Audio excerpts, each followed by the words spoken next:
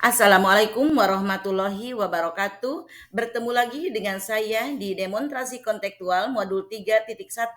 Kali ini saya akan wawancara dengan dua orang kepala sekolah yang berada di sekitar tempat saya bertugas terkait dengan pengambilan keputusan berbasis nilai-nilai kebajikan sebagai pemimpin. Saya Tik-Tik, calon guru penggerak angkatan 9, dibersamai dengan Bapak Yayan Seren sebagai pengajar praktik dan Ibu Sri Suryanti sebagai fasilitator.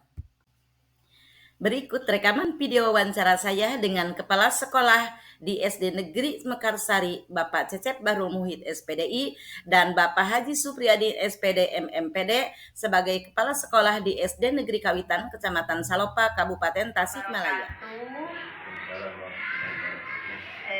Pertama, saya ucapkan terima kasih Bapak atas waktunya yang beberapa hari ke belakang atau beberapa jam ke belakang ya saya mengkonfirmasi Bapak untuk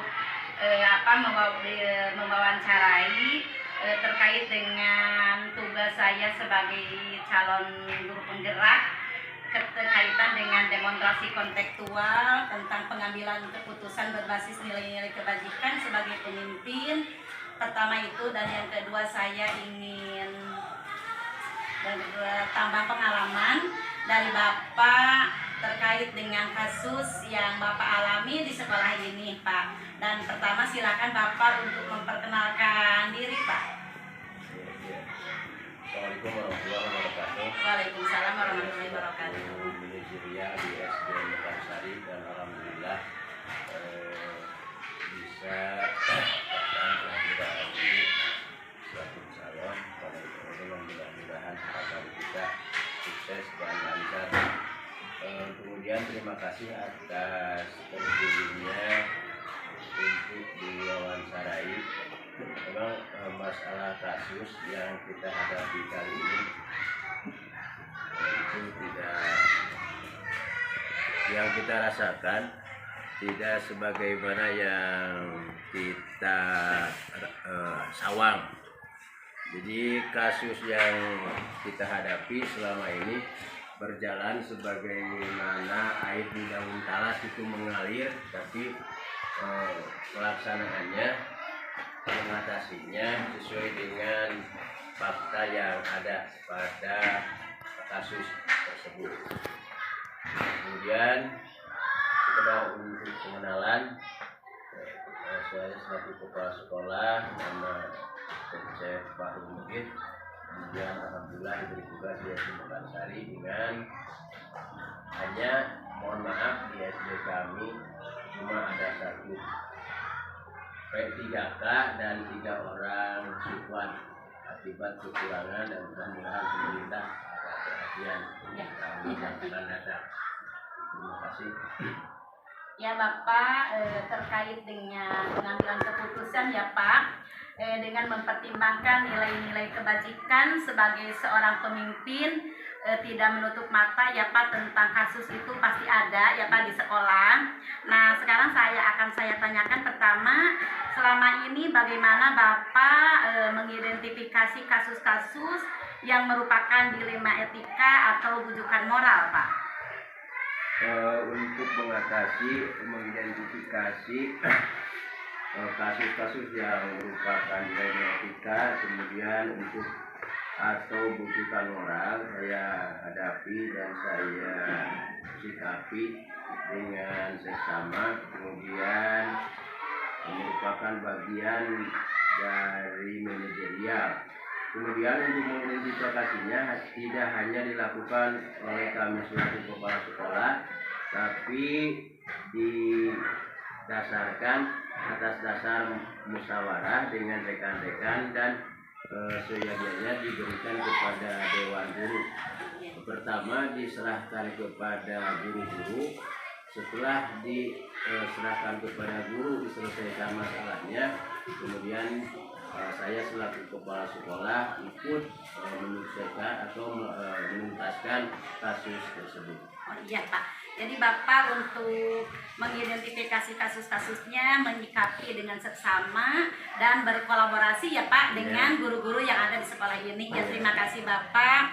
Dan selanjutnya Pak, bagaimana Bapak menjalankan pengambilan keputusan di sekolah Bapak, terutama untuk kasus-kasus di mana ada kepentingan yang sama-sama benar atau sama-sama mengandung nilai-nilai kebajikan, Pak?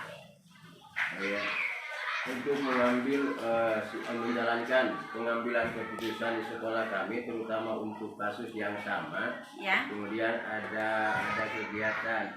Saya pertama mengambil kasus-kasus yang dimana kasus lebih penting atau lebih diutamakan. Jadi dituntaskan itu mestinya satu persatu, dimulai dengan daftar kasus barangkali, kemudian dilihat kasus mana yang sangat dominan untuk diselesaikan. Iya.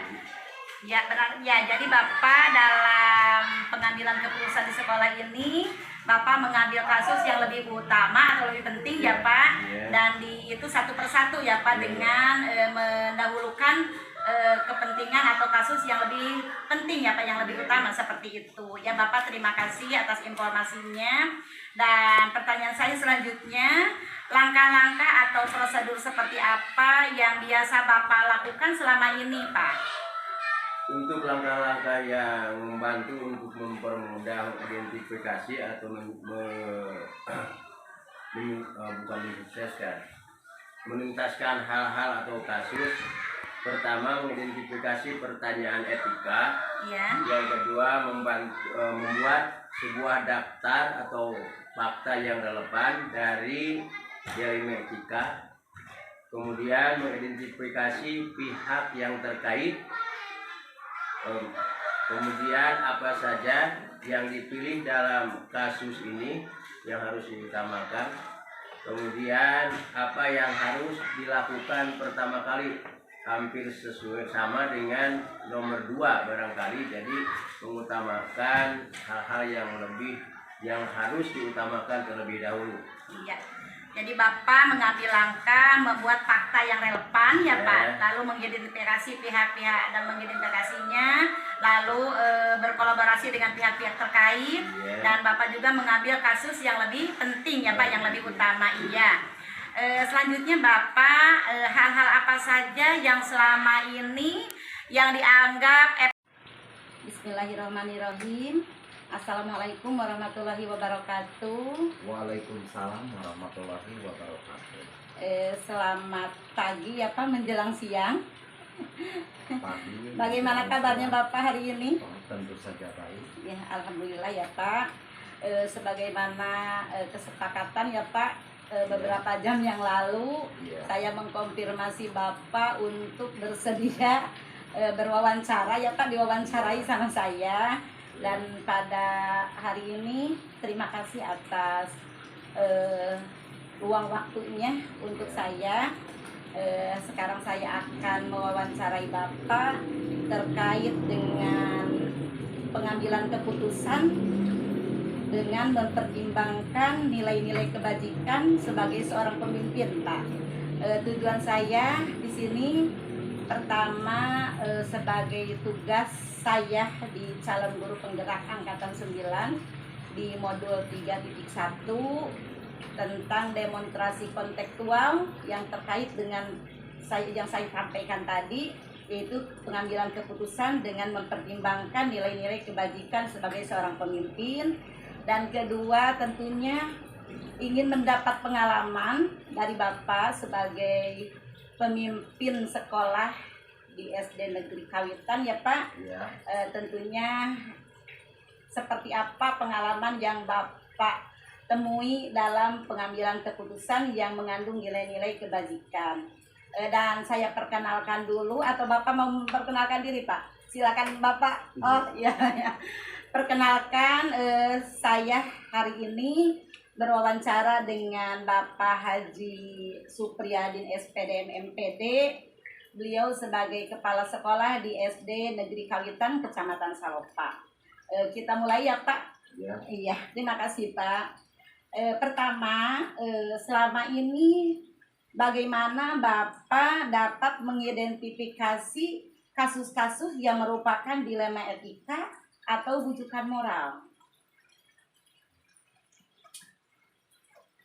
di dalam mengidentifikasi berbagai kasus yang terjadi di lembaga kami, baik itu kasus dilema etika maupun rujukan moral, maka kami mengumpulkan semua kasus-kasus tersebut, kemudian memilih dan memilah apakah ini kasus termasuk kasus dilema etika atau rujukan moral, dengan memilih dan memilah atau mengelompokkan kasus-kasus tersebut.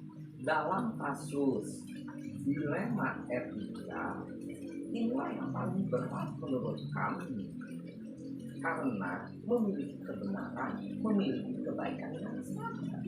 Tetapi kalau bukan moral, kami bisa langsung memberikan keputusan, namun keputusan tersebut berdasarkan hasil musyawarah dan mufakat di lembaga kami. Nah, karena dalam keputusan rujukan moral, di sini terjadi pertentangan antara baik dan buruk, antara benar dan salah. Tentu saja kami akan mengambil keputusan yang memiliki kebenaran.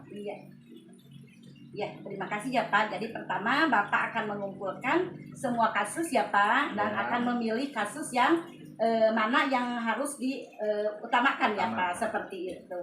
Ya Bapak, terima kasih. Selanjutnya bagaimana Bapak menjalankan pengambilan keputusan di sekolah Bapak, terutama untuk kasus-kasus di mana ada kepentingan yang sama-sama benar atau sama-sama mengandung nilai-nilai kebajikan, Pak? Kami biasa melakukan satu, dengan mengumpulkan data-data. Kedua, mengidentifikasi data-data tersebut sehingga kami memiliki data yang otentik. Kemudian kami pun melakukan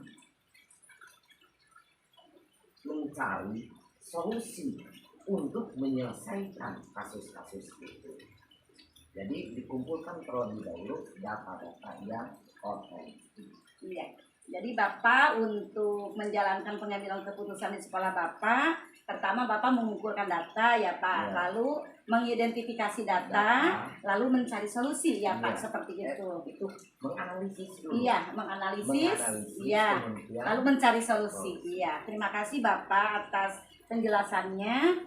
Dan selanjutnya Bapak, sekarang langkah-langkah atau prosedur seperti apa yang biasa Bapak lakukan selama ini? Prosedur yang biasa kami lakukan tentu saja dalam memutuskan sebuah keputusan berdasarkan hasil musyawarah dan mufakat. Ya, berarti Bapak dalam langkah-langkah atau prosedur biasa Bapak lakukan yaitu hasil musyawarah ya Pak. Ya. Hasil musyawarah tentunya dengan rekan guru ya Pak, atau bila perlu mungkin dengan komite sekolah ya Pak. Iya, dengan narasumber lain. Iya, seperti itu ya Pak. Selanjutnya Bapak, hal-hal apa saja yang selama ini dianggap efektif di dalam pengambilan keputusan pada kasus-kasus dilema etika Pak? Yang paling efektif tentu saja berdasarkan hasil keputusan bersama, juga hasil dari dialog atau meminta saran dari orang-orang yang memiliki kompeten di bidang pendidikan atau di bidang itu. Ya, jadi Bapak tidak lepas ya Pak dengan berkomunikasi atau berkolaborasi ya Pak dengan pihak-pihak terkait, gitu seperti itu. Dan selanjutnya Bapak, hal-hal apa saja yang selama ini merupakan tantangan Pak ya? Tentunya setiap kasus ada tantangan ya Pak untuk penyelesaiannya dalam pengambilan keputusan pada kasus. Refleksi 1. Hal-hal yang menarik apa yang muncul dari wawancara tersebut? Pertanyaan-pertanyaan apa mengganjal yang masih ada hasil wawancara bila dibandingkan dengan hal-hal yang Anda pelajari seperti 4 paradigma, 3 prinsip, dan 9 langkah pengujian yang Anda dapatkan? Berdasarkan hasil wawancara saya, yang beliau berdua terapkan dalam pengambilan keputusan adalah 1. Menghadapi masalah yang dihadapi, mendiskusikannya dengan pihak yang terkait, dan menyelesaikan masalah secara internal jika memungkinkan. Kedua, meminimalisir dampak negatif dari masalah yang muncul akibat dilema etika, baik jangka pendek maupun jangka panjang. Ketiga, pengambilan keputusan selalu dilaksanakan dengan musyawarah mufakat. Refleksi 2. Bagaimana hasil wawancara Anda antara dua pimpinan yang Anda wawancarai? Adakah sebuah persamaan atau perbedaan? Kira-kira ada yang menonjol dari salah satu pemimpin tersebut? Mengapa? Apa yang membedakan? Persamaan atau perbedaan yang muncul. Berdasarkan hasil wawancara saya, ada beberapa persamaan antara lain pengambilan keputusan dilakukan dengan musyawarah mufakat, berkolaborasi dengan pihak terkait, serta berpihak pada murid dan kepentingan kelompok. Kedua, tidak ada jadwal khusus dalam penyelesaian masalah. Ketiga, tahapan identifikasi secara umum sama, yaitu dimulai dari pengumpulan fakta dengan seksama. Refleksi 3. Apa rencana ke depan para pimpinan dalam menjalani pengambilan keputusan yang mengandung unsur dilema etika? Bagaimana mereka dapat mengukur efektivitas pengambilan keputusan mereka? 1. Dengan melakukan pengujian benar lawan benar sehingga keputusan yang diambilkan menguntungkan kedua belah pihak dengan mengedepankan kekeluargaan. Kedua, dengan menggunakan uji intuisi yang berbasis pada peraturan. Ketiga, melakukan uji panutan berdasarkan prinsip rasa peduli dengan meletakkan diri di posisi orang lain.